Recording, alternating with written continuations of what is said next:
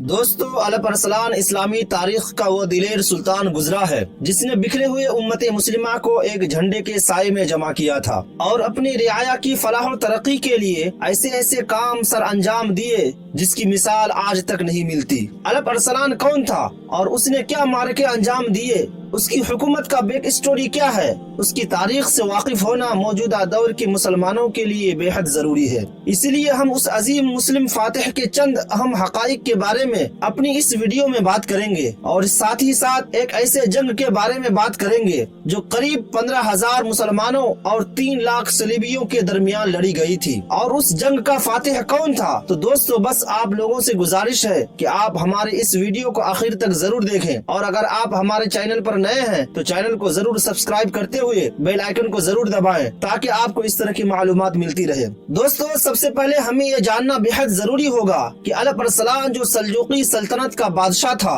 تو یہ بادشاہت ان تک کیسے پہنچی اور اس سلطنت کا وجود کیسے ہوا۔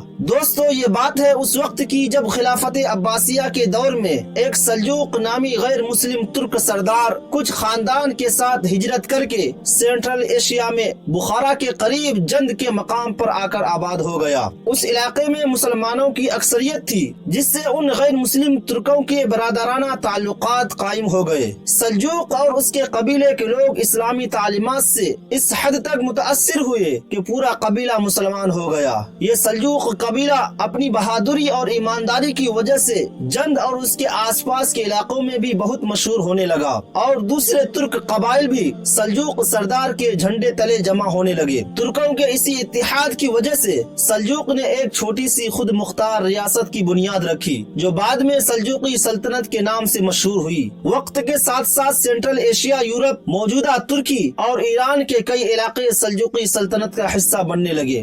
دوستو اس سلجوق نامی سردار کے 3 بیٹے تھے جن کے نام اسرائیل، موسیٰ اور میکائیل تھے۔ میکائیل جو بہت ہی بہادر اور نڈر تھا، اس کی جوانی میں ہی موت ہو گئی تھی۔ میکائیل کے 2 بیٹے تھے، ایک کا نام تغرل بیگ، دوسرے کا نام چغری بیگ تھا۔ چنانچہ سلجوق سردار نے اپنے بیٹے میکائیل کی موت کے بعد اپنے پوتے کی اچھی طرح پرورش اور تربیت کی۔ پھر ان کی وفات کے بعد ان کا پوتا تغرل بیگ اس نئی حکومت کے سربراہ اور سلطان بن گئے۔ اس نئے سلجوق سلطان تغرل بیگ نے اپنے بھتیجے محمد کو مرو نامی صوبے کا گورنر مقرر کیا۔ دوستو جب سلطان تغرل بیگ انتقال کے قریب پہنچا، اس نے اپنے بھتیجے محمد کو 456 ہجری مطابق 1064 عیسوی میں سلجوق سلطنت کا سلطان بنا دیا۔ یہی سلطان محمد تاریخ میں سلطان الپ ارسلان کے نام سے مشہور ہوا۔ دوستو سلطان الپ ارسلان نے رے نامی شہر سلجوقی سلطنت کا دارالخلافہ بنایا۔ یہ وہ دور تھا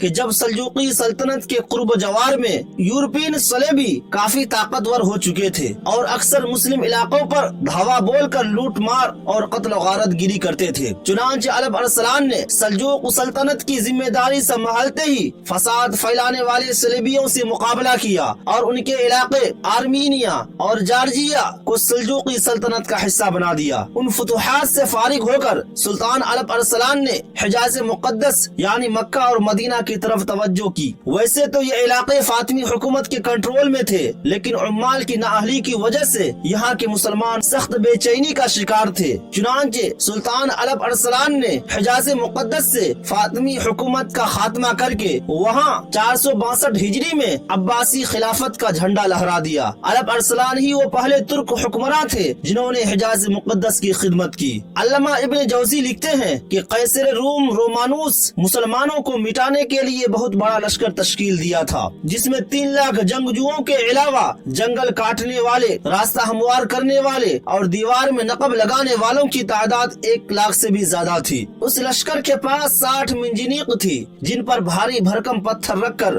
دشمن لشکروں پر پھینکے جا سکتے تھے۔ قیصر روم کو اس صلیبی لشکر کی طاقت اور وسائل پر اتنا یقین تھا کہ اس نے فتح سے قبل ہی فرضی طور پر مسلمانوں کے علاقے اپنے امراء میں تقسیم کر دیے تھے۔ دوستو سن 1071 عیسوی میں اس کثیر صلیبی لشکر نے سلجوقی علاقے کی طرف پیش قدمی شروع کر دی اور ملازگٹ نامی علاقے میں پڑاؤ ڈال دیا۔ سلطان الپ ارسلان آذربائجان میں تھے کہ اسے قیصر روم کے لشکر کی ملازگٹ پہنچنے کی خبر دی گئی۔ وہ آندھی طوفان کی طرح اپنے لشکر کو لے کر ملازگٹ پہنچے۔ सुल्तान अलप अरसलान के पास कुछ रवायत के मुताबिक 15,000 और कुछ रवायत के मुताबिक 20,000 का मुख्तसर सा लश्कर था। इंसानी अक्ल का तकाजा तो ये था कि अलप अरसलान कैसर रूम के आगे हथियार डाल देते या राह फरार इख्तियार करते, लेकिन ऐसा नहीं हुआ। बाज हिस्ट्रीदां लिखते हैं कि इस्लामी लश्कर और उसके अक्सर सिपह सालार भी लाखों सलेबी जंगजुओं को देखकर दम बखुद थे। अलप अरसलान बिल्कुल खामोश अपने घोड़े पर बैठा सलेबी लश्कर का जायजा ले रहा था। किसी ने सुल्तान से पूछा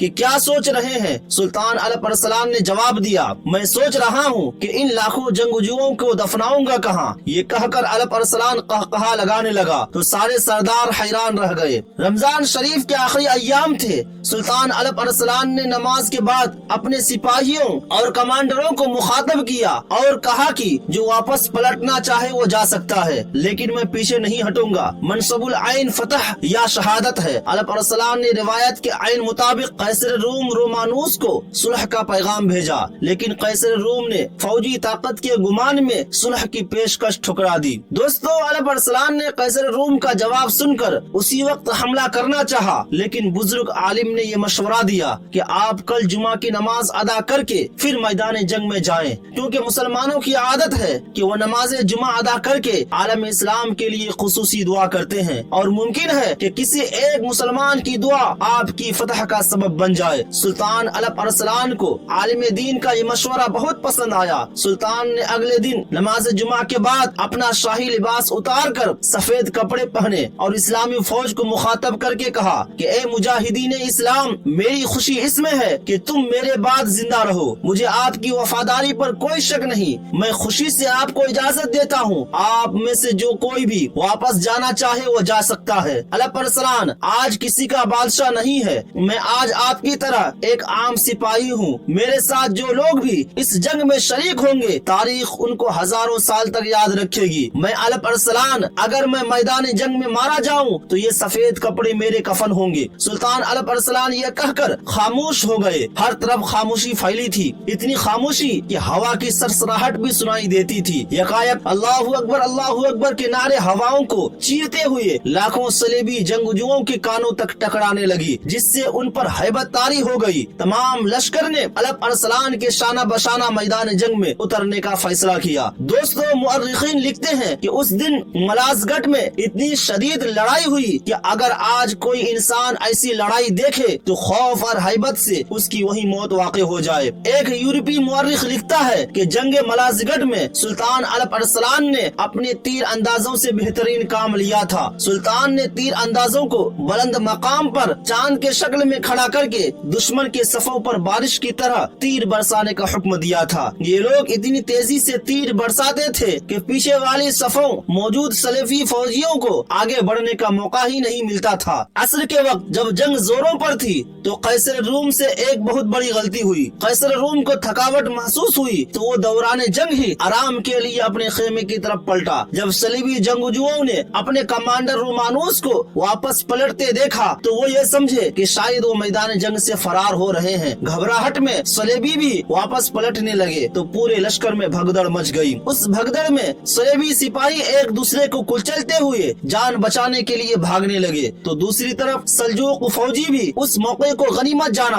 और ताक कर उन्हें निशाना बनाने लगा। कैसर रूम ने अपने फौजियों को मैदान जंग से फरार होते हुए देखा तो उसे अपनी गलती का एहसास हुआ। उसने पीछे मुड़कर फौज को संभालने की बहुत कोशिश की, लेकिन अब मैदान जंग का नक्शा बदल चुका था। कैसर रूम रोमानूस भी एक बहादुर जंगजू था। वो बड़ी बहादुरी से लड़ता रहा, लेकिन उसकी सारी मेहनत बेसूद साबित हुई। यहाँ तक कि वो जख्मी हालत में गिरफ्तार हो गया। सुल्तान अलप अरसलान की वलवला अंगेज क़यादत में मलाजगढ़ की मैदान में एक नई तारीख रकम हुई और उस जंग में मुसलमानों को फतह नसीब हुई। दोस्तों, मलाजगढ़ की तारीखी फतह के बाद सन 1073 ईस्वी में सुल्तान अलप अरसलान अपनी फौज के साथ तुर्किस्तान की तरफ रवाना हुआ और दरियाए जेजून अबूर करके एक सरहदी किले पर कब्जा कर लिया। किलेदार यूसुफ ख्वारज़मी को गिरफ्तार करके सुल्तान अलप अरसलान के सामने पेश किया गया। यूसुफ ख्वारज़मी ने भरे दरबार में सुल्तान को गाली देना शुरू कर दिया। सुल्तान अलप अरसलान ने गुस्से में आकर यूसुफ ख्वारज़मी के कत्ल का हुक्म जारी किया। यूसुफ ख्वारज़मी ने फिर औल बोल बकना शुरू कर दिया तो सुल्तान ने कमान उठाकर उस पर तीर चलाया, लेकिन निशाना खता हो गया। सुल्तान अलप अरसलान गुस्से में तख्त से नीचे उतरने लगे, लेकिन बदकिस्मती से उनका दामन लकड़ी से उलझ गया और आप मुंह के बल जमीन पर गिर पड़े। यूसुफ ख्वारज़मी ने मौका गनीमत जाना और बड़ी फुर्ती से एक छोटे से जहर आलूद खंजर से सुल्तान अलैहिस्सलाम पर पे दर पे कई वार किए। सिपाहियों ने फौरन यूसुफ ख्वारज़मी को कत्ल कर डाला, लेकिन सुल्तान को इतनी गहरे जख्म लगे कि वो ठीक ना हो सके। सुल्तान अलैहिस्सलाम ने बिस्तरे मर्ग पर अपने उमरा को बताया कि मैंने अपनी सारी जिंदगी खाम ख्याली में गुजार दी। जब मैं जवान था तो दरियाए दजला के किनारे एक बुजुर्ग ने मुझे नसीहत की थी कि बेटा, अपने जोरे बाजू पर कभी नाज न करना और दुश्मन को कभी हकीर न समझना। लेकिन अफसोस कि मैं उस बुजुर्ग की नसीहत भूल गया। अल्लाह ने मुझे कई जंगों में फतहयाब किया, तो एक दिन मैंने एक बुलंद मकाम पर खड़े होकर अपनी अजीमुशान फौज पर नजर डाली तो मेरे दिल में ख्याल गुजरा कि आज रुए जमीन पर मुझसे बड़ा कोई बादशाह नहीं है। जब यूसुफ ख्वारज़मी को मेरे सामने पेश किया गया तो मैंने अपने जोरे बाजू पर भरोसा किया और उसे हकीर समझा। आज मैं जहाँ बलब हूँ और ये सब उसी बेजा गुरूर का नतीजा है। मैं अपने 10,000 मुहाफिज फौजियों के दरमियान एक मामूली कैदी के हाथों मारा गया। तुम्हें नसीहत करता हूँ कि कभी गुरूर न करना और हमेशा अल्लाह पर भरोसा करना। जख्मों से चूर सुल्तान अलैहिस्सलाम 10 रबीउल अव्वल 465 हिजरी मुताबिक 1073 ईस्वी को सिर्फ 40 साल की उम्र में इस दुनिया फानी से रुखसत हो गए। तो दोस्तों,